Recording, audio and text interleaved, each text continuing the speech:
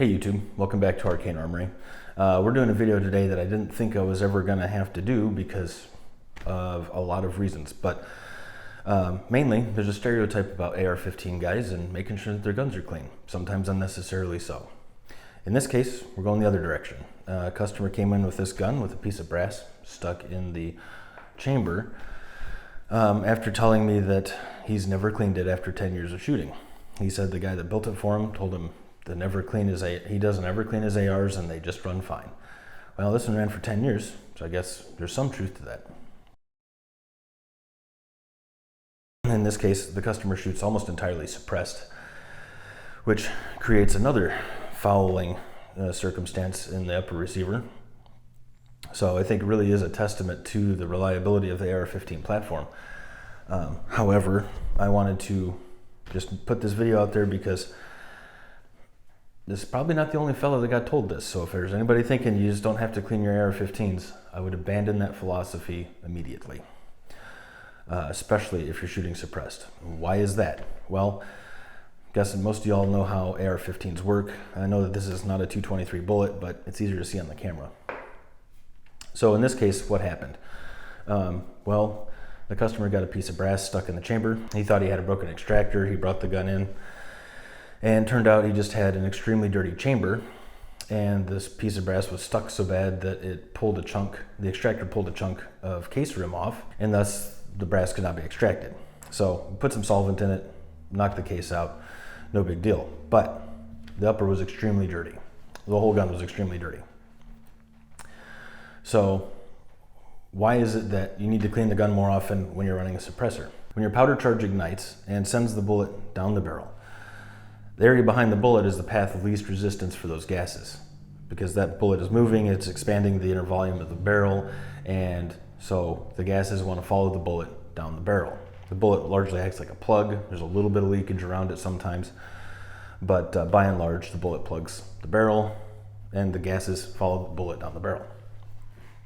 In gas-operated systems like the AR-15, once the bullet passes the gas block or the gas hole in the barrel, those gases can also flow back into the action to cycle the firearm.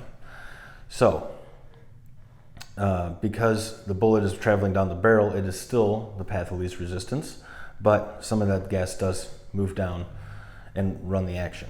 Now, when you're firing unsuppressed, the bullet exits the muzzle, and then that open barrel becomes the path of least resistance. All your gases and all your following goes out the end of the pipe.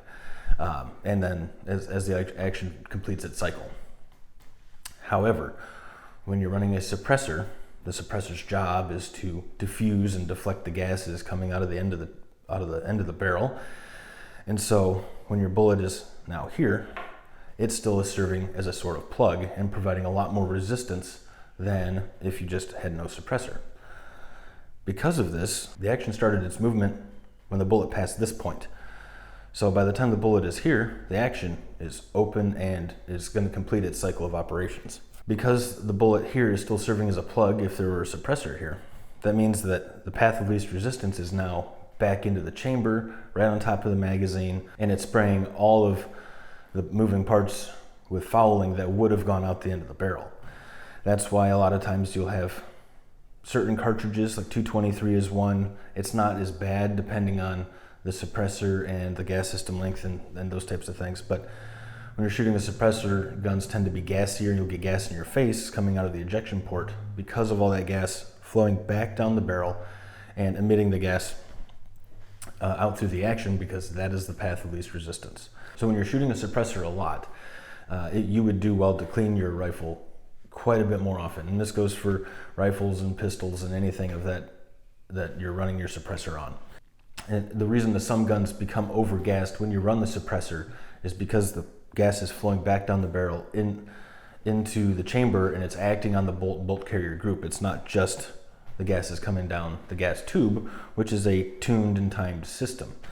So running a little bit longer gas system length might help reduce that, but by and large, there's not a whole lot that is going to help you avoid the extra fouling that comes with running a suppressor. Contrary to what this gentleman was told, clean your gun once in a while. It doesn't have to be militaristic, it doesn't have to be food grade clean, but get some lubrication in there, clean out the chamber, clean out the barrel every now and then, and it's going to operate for a long, long time. And if you want to take better care of your stuff, that's always encouraged. But it goes to show that you can run a gun a long time without cleaning it. But eventually, it's going to screw up on you. So the other part of that is when you're cleaning stuff, you're inspecting stuff. When you're inspecting stuff, you're helping to prevent a failure when you need the gun to operate. So this one is used largely for recreational use and for hunting and that kind of stuff. So it's not life or death a lot of times, but you never know when it could be. So the moral of the story is, if you're running a suppressor, clean the gun more often. You should clean your gun more often than never. And if you're running a suppressor, you should clean your gun more often than that. So take a few minutes, run a patch through it every now and then, or you'll end up with brass stuck in the chamber and asking your gunsmith to fix it for you, which it ain't free. So run the patch down your gun every now and then. Thank you guys for watching. We're going to do some more stuff like this pretty soon, and I hope you guys come back and check it out. Thanks a bunch. See you later.